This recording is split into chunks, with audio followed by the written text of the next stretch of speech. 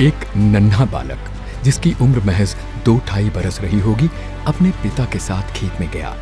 वहां लोगों को खेत में काम करते हुए देखकर वो भी पिता की उंगली छोड़कर खेतों में बैठ गया और पौधों की तरह छोटे छोटे तिनके खेत में बोने लगा।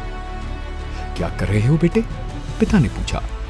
बबूके बो रहा हूं, बालक ने तुतलाते हुए बड़े भोलेपन से उत्तर दिया। उसे बंदूकें बोलने नहीं आ रही थी, इसलिए वो बबूके बोल रहा था।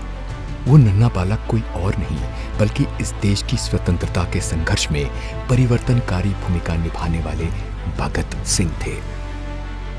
भगत सिंह का जन्म 28 सितंबर 1907 को लायलपुर के बंगा गांव में हुआ था।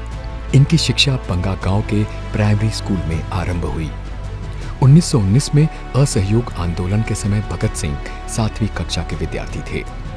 इस आंदोलन ने इन्हें काफी प्रभावित किया।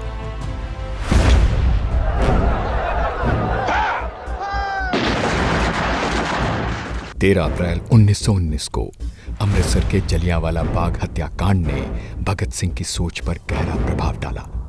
इन्होंने कॉलेज की पढ़ाई छोड़कर भारत की आजादी के लिए नौजवान भारत सभा की स्थापना की। काकोरी कांड में राम प्रसाद बिस्मिल सहित 4 क्रांतिकारियों को फांसी तथा 16 को कारावास की सजा दिए जाने की घटना ने भगत सिंह के मन पर अमिट छाप छोड़ी और भगत सिंह को क्रांति के लिए प्रेरित किया। इस घटना के बाद वो चंद्रशेखर आजाद के साथ उनकी पार्टी हिंदुस्तान रिपब्लिकन एसोसिएशन से जुड़ गए। इस पार्टी को एक नया नाम दिया गया, हिंदुस्तान सोशलिस्ट रिपब्लिकन एसोसिएशन।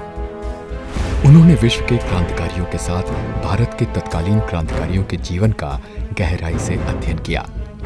10-11 साल की उम्र में ही भगत सिंह का चिंतन काफी गहरा हो गया था। भगत सिंह ने राजगुरु के साथ मिलकर 17 दिसंबर 1928 को लाहौर में सहायक पुलिस अधीक्षक रहे अंग्रेज अधिकारी जेपी सॉन्डर्स की हत्या कर दी। इस कार्रवाई में क्रांतिकारी चंद्रशेखर आजाद ने इनकी पूरी सहायता की थी।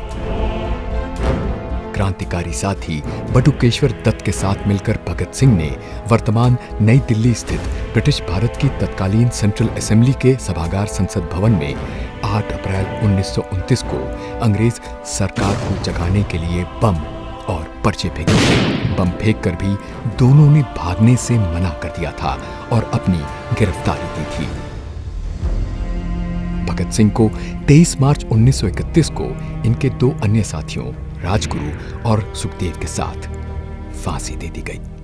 कहते हैं तीनों की फांसी की तारीख 24 मार्च थी, लेकिन उस समय पूरे देश में इनकी रिहाई के लिए प्रदर्शन हो रहे थे, जिसके चलते ब्रिटिश सरकार को डर था कि कहीं फैसला बदल ना जाए, जिससे उसने 23 और 24 की मध्य रात्रि में ही तीनों को फांसी दे दी।